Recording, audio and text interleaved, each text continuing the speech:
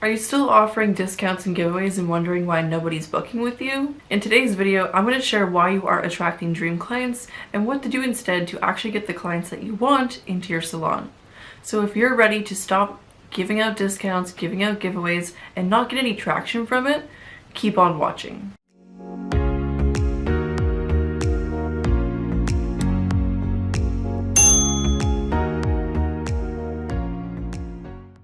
So, mistake number one, not sharing enough value.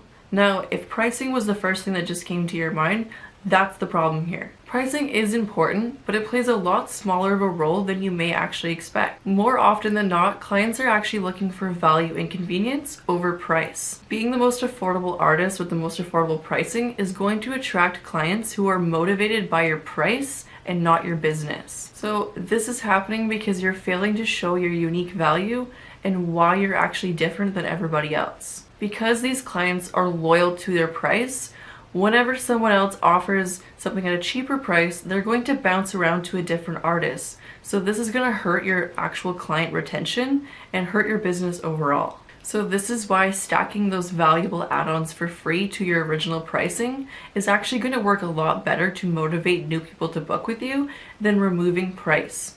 So what this actually acts on is you're stacking on value rather than subtracting value, because how people interpret value is if you're not showing any other benefit to what you offer but being affordable, people are only going to focus on your pricing.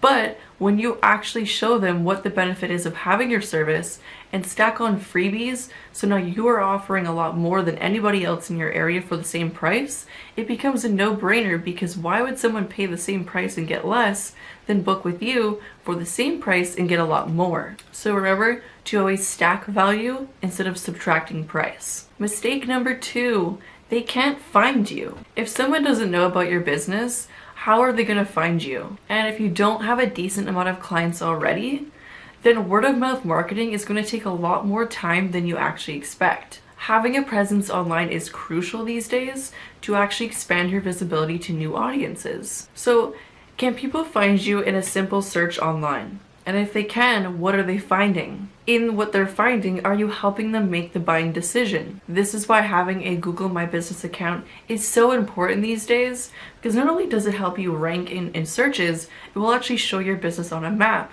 So if someone even just lives near your location, you're able to be visible in a literal map, even if they're getting directions to their favorite restaurant. On top of all of this is why it's really crucial to optimize your Google My Business listing to really include all your contact details, your social proof like your Google reviews, images of your work, and really embedding the location so that you're coming up in local searches and you're coming up in local directions on maps. Mistake number three, you're not sharing any unique value. If you're just posting service images and think, well, I have really beautiful, clean work, that should be enough, you are going to have a rude awakening. Good work is actually expected by your clients. And if you offer the same service around the same price as hundreds of other professionals in your area, you are absolutely going to get lost and blend into everybody else. So this is why branding is your best friend. It allows you to create identity and create a memorable experience from online to in-store. So this is going to help your business stand out against your competitors and other people in your area and really be memorable and recognizable to prospective clients. Mistake number four, an average client experience. Now, customer service and a client experience are two completely different things. Customer service is reactive to your client's issues. A client experience is proactive in the sense that you are controlling the impression of your business from the client rather than being reactive to an issue that the client is showing you. Your client experience starts from your online presence all the way to booking in a service, in store, and any touch point after that.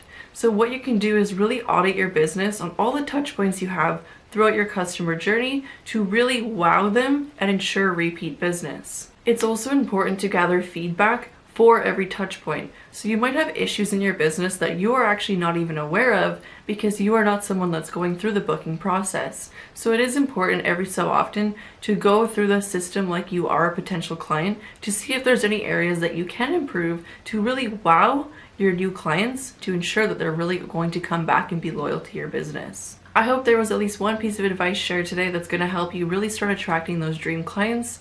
And if you'd love to dive deeper with me on how to build the clientele of your dreams, I am going to link a registration page to a live webinar that I'm doing really soon, so be sure to register for it. It's a 90-minute lesson online, completely free. All you have to do is register and save your seat, as seats are limited. As always, hit the subscribe button and follow along. I share weekly strategies the top 1% of artists gatekeep so that you can hit multiple six figures just like them.